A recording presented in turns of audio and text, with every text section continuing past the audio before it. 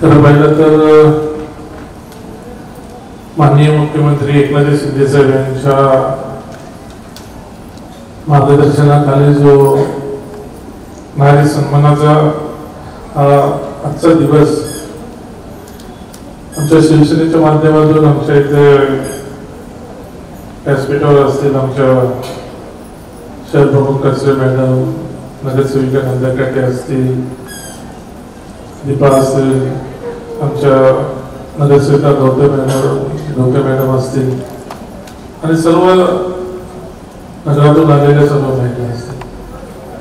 खरं पाहिलं तर आजचा दिवस हा वेगळा दिवस. वर्षाच्या 365 दिवसामध्ये 364 दिवस पुरुषांचेच असतात कार्यक्रमाचे, पण एखादा दिवस हा महिलांसाठी हा त्यांचा सन्मान करायचा दिवस असतो. आज आम्ही लोकांनी ठरवलं की आपल्या इथल्या ऐरोलीतल्या त्या जेवढ्या काही सन्मानित महिला असेल त्यांना बोलूया ना पहिल्या टप्प्यामध्ये आणि त्यांचा सर्वांचा आपण सन्मान करूया. आणि हे काम करत असताना जसं मॅडमने दोन्ही मॅडमने सांगितलं, पाटील मॅडम असतील, प्रसाद मॅडम असतील, हे फार वेगळं असतं. आईचं प्रेम, बहिणीचं प्रेम, पत्नीचं प्रेम हे सर्व महिलांच्या माध्यमातूनच भेटत असतं आणि मुलीचं पण प्रेम त्याच माध्यमातून भेटतं, नातीचं प्रेम पण त्याच माध्यमातून भेटतं. तो आम्हाला वेगळा आनंद असतो. आईचा प्रेमाचा वर्षाव आपण ज्या पद्धतीने घेतो तसंच आपण मग आपल्या आयुष्यामध्ये पत्नी येते, बहीण असते, नंतर नाती येतात. पण याच्यापेक्षा पलीकडे जाऊन आपल्या जीवनाला जे जीवन घडवणाऱ्या 2 व्यक्ती असतात. घरामध्ये एक आई असते आणि एका घराच्या बाहेर एक शिक्षिका असते. आपल्या जीवनाच्या आणि आयुष्याच्या 24 तासामध्ये 8-8 तास जरी 12-12 तास आपण डिवाइड केले तरी 12 तास शाळेमध्ये जातात, 8 तास जरी पकडले तरी 12 तास शाळेत जातात, 12 तास आपले घरी जात असतात. हा एक वेगळा असतो. वडिलांचं कर्तव्य असतं एवढंच बस, काम करणं, कष्ट करणे आणि घरामध्ये आणून आपल्या महिलांच्या हातात देणे. म्हणजे ज्याच्या हातामध्ये दोरी जे पद्धतीने आपण बोलतो त्या पद्धतीने जे काय जे संसार चालवणं, जे काय करणं ते सगळं आईच्या हातामध्ये, एका महिलाच्या हातामध्ये असतं. सावित्रीबाई फुलेंनी आज आपण तसबीर ठेवले, त्यांचा आपण त्यांच्या तसबिरीच्या माध्यमातून आज सर्व महिला दिन म्हणून आपण सादर करत असतो. पण ते बघितले सावित्रीबाईंनी पहिलं जे काय केलं, महात्मा फुलेंनी सावित्री म्हणजे महिलांना शिक्षण द्यायचं, तर त्याची सुरुवात आपल्या पत्नीपासून केली. त्यांना ते करत असताना भरपूर काय भोगायला लागलं. कोणी शेण फेकून मारलं, कोणी काय फेकून मारलं, पण त्याने त्याची पर्वा न करता एका आपल्याला महिलाला संज्ञान करण्याचा त्यांनी प्रयत्न केला आणि त्या माध्यमातून त्यांनी त्या गोष्टी आज पूर्णपणे आज बोललं गेल्यानंतर आज सांगितलं जातं की पुरुषांपेक्षा आज महिला पुढे एक अंश तरी ते पुढेच आहे, सर्व गोष्टीमध्ये पुढे आहे. कुठल्या याच्यामध्ये पायलट पासून ज्या काही गोष्टी ज्या ठिकाणी पुरुषांचं वर्चस्व होतं त्या ठिकाणी आज महिलांचं पूर्णपणे त्याच्यामध्ये पार्टनरशिप झाले, हे सर्व त्या गोष्टीमध्ये केलेले. आता पॉलिटिक्स मध्ये 50% दिले जाते, वरच्या पॉलिटिक्स मध्ये नाही अजून झालंय, पण आता ते इम्प्लिमेंट होणं ते फार महत्वाचं. पण शिक्षण हा मस्त फोकस असल्यावर होता. माझ्याकडे मी ज्या शाळा चालवतात, माझी इलो स्कूल आहे. आज ठाकरे मॅडम बसतात. ठाकरे मॅडम ते आता माझे 30 वर्ष झालं माझ्या शाळा चालवतात. मला 2 शाळा ग्रँड शाळा आहेत. आता ती वाघमारी लेखिका झाली, ती बोलली तिच्या बदला तलाठीला महाराष्ट्रात 3री आली, तर दोन्ही विद्यार्थिनी माझ्या शाळेतल्या विद्यार्थी, त्याचा पण मला गर्व वाटतो. म्हणजे आज या मुली आहेत ह्या पद्धतीने शेवटी काय असतं. आता पवार मॅडमनी बोललं की 2च शब्द 4 शब्दामध्ये बोलला, असं तसं जगायचं, असं तसं खेळायचं. ही परिस्थिती आहे. आज आपण हसलो नाही तर काय केलं नाही तर मनुष्य जगणं पण मुश्किल होतं. शेवटी कंठ हे आतल्या आतमध्ये ज्यावेळेस घुटमळत राहतात त्यावेळेस हसणं त्याला मोठा पर्याय असतो. तर हसण्यामध्ये सर्व गोष्टी केल्या जातात. मला आठवतंय मी वयाच्या 14 वर्षी मला वाटतं मी 12-13 वर्षापासून मी प्रसाद मॅडमला दूध टाकायचो. म्हणजे आता सगळी परिस्थिती नव्हती तेव्हा, ही परिस्थिती नव्हती तेव्हा की आपण बोलतो की आता प्लास्टिकच्या याच्यामध्ये त्याच्यामध्ये सर्व पॅकेट बिकेट असतात. आम्हाला असं मला तर ते MSCB कॉलनीमध्ये ऐरोलीपासून सायनाथवाडीपासून MSCB कॉलनीत जाताना तेव्हा जुना रस्ता प्रसाद मॅडमला माहिती आहे, चढण किती असायचं, करत उतरण किती असायचं, ते 60-60 लिटर दूध MSCB मध्ये जाऊन मी टाकायचो. ते पण किटलीने घेऊन टाकायचो. त्यावेळेस मॅडमच्याकडे सकाळी जायचो. त्यावेळेस ते दिवस आठवतात. कधी कधी शेवटी काही गोष्टीचा पर्याय नसतो माणसाला. त्यावेळेस कष्टही करायला लागतच असतात, शिक्षण आणि कष्ट. त्यावेळेस मला कधी कधी आनंद वाटायचा. कधी कधी मॅडम सर आणि मॅडम प्रसाद सर इंजिनियर होते, इंजिनियर होते, त्या ठिकाणी त्यांच्या घरी गेल्यानंतर त्या कधी कधी बोलायचे, अरे विजय चहा घेतो का, विजय तू चहा पिणार का. म्हणजे एक आपुलकी तयार करायची. ही आपुलकी फार वेगळी असते. आयुष्यामध्ये काही गोष्टी अशा असतात त्या विसरायच्या नसतात. पाटील मॅडम इथं बसलेले आहेत. पाटील मॅडम मला मी 7वी ते 10वी पर्यंत मी घनसोली शाळेमध्ये ज्यावेळेस शिकलो त्यावेळेस मला माहिती आहे की त्या लोकांनी मला किती प्रेम दिलं, शिक्षकांनी किती मला प्रेम दिलं. ते शेवटी आपण घडवून आणायचे असतात. मला माहिती आहे की माझं बालपण अंधारमय याच्यामधून गेलं की कोणाच्या नशिबात ते नसतं तसं माझ्या नशिबी आलं. मी कधी कधी त्या नशिबाला मी दोष कधी दिला नाही. नशिबाला कधी हे करून मी कधी त्याकडे पाहिलं नाही. मी माझं एक एम्बिशन मी ठेवलं की मला हे मिळवायचं आहे, म्हणजे मी मिळवण्याचा ते प्रयत्न करतो. इच्छा मिळालं पाहिजे जातं. मला जर माझ्या शिक्षकांना मला वाटतं ठाकरे म्हणजे कितवा वाढदिवस आपण साजरा करतो परवाला 12 तारखेला माझा वाढदिवस. शाळेत आपण कितवा वाढदिवस साजरा करतो 27-28. म्हणजे मी आज म्हणजे माझी शाळा ती 30 वर्ष झाली. माझे शिक्षक वर्ग इथं बसले. आज मी 62 वर्षामध्ये तिथे आहे. म्हणजे 30 वर्षाच्या अगोदरचा कालखंड मी सांगतो. पण त्या 30 वर्षाचा असताना मी त्याच्यामध्ये रुची दाखवली. पिंगळे मॅडम तिथं बसतात. त्या ठिकाणी इलठणपाड्यामध्ये डॅमच्या बाजूला लोक जायला घाबरायचे, यायला घाबरायचे. त्या ठिकाणी आम्ही त्या परिस्थितीत शाळा चालू केली. म्हणजे एक पोटवृक्षाने जिद्द मनामध्ये ठेवली की मला माहित आहे मी कधी रडलो नाही. मी रडलो तो मी एकटा रडण्याचा प्रयत्न करतो. मला कधी आईची आठवण आली, कुणाची आठवण आली तर मी एकट्यामध्ये मी त्या गोष्टी हे करण्याचा प्रयत्न करतो. ते सांगायचं तात्पर्य एवढं आहे की शेवटी माय आणि ऊब ही फार महत्वाची असते. मला आठवतं की मी किती वर्षाचा असेल, 7 वर्षाचा, 5 वर्षाचा वडील गेले, 7 वर्षाची आई गेली, 7 वर्षाचा असताना आई गेली. पण मी कधी याचा मागे वळून नाही पाहिजे. मी काकांच्या बरोबर, मावशीच्या बरोबर, काकींबरोबर असं रात्र पुढे पुढे असे प्रसाद मॅडम सारखे, असे पाटील मॅडम सारखे अशा लोकांनी नाडीने मला कसा एक सन्मान दिला. मला त्यांनी जगायला त्या लोकांनी मला शिकवलं, कष्टातून पण जगलो. आज मी इम्पोर्टेड गाड्या घेऊन फिरत असेल, सर्व गोष्टी काय करत असेल. अशा लोकांचा जो माझ्या पाठीवर हात होता त्याच्यामुळे शिकतो. आज पण मी स्वतः विचार करतो, मुलाला सांगतो म्हणजे आपण सर्व इम्पोर्टेड गाड्या घेतल्या, आता हेलिकॉप्टर घ्यायचं स्वप्न बघायचं आपल्याला. स्वप्न पाहिली पाहिजे आयुष्यामध्ये, स्वप्न पाहिली पाहिजे. आता पवार मॅडम आहे, मी आम्ही दोघं, मला वाटतं एका कास्टचे आम्ही दोघं जण. आमचा कास्ट बोलला तर कशा पद्धतीने किती खडकाळ असतो प्रवास आमच्या समाजाचा हे कोणी त्या ठिकाणी सांगू शकत नाही.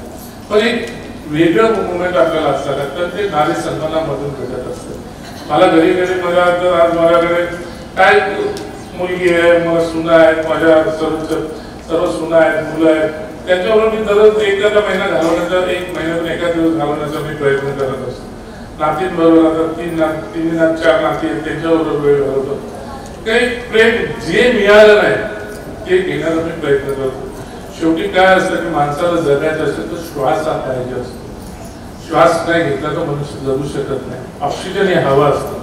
हे ऑक्सिजन मिळतं हे नारीच्या रूपातून मिळतं आणि त्याच्यावर जगण्याचा आपला आणि त्या माध्यमातून आपण हे चाललो.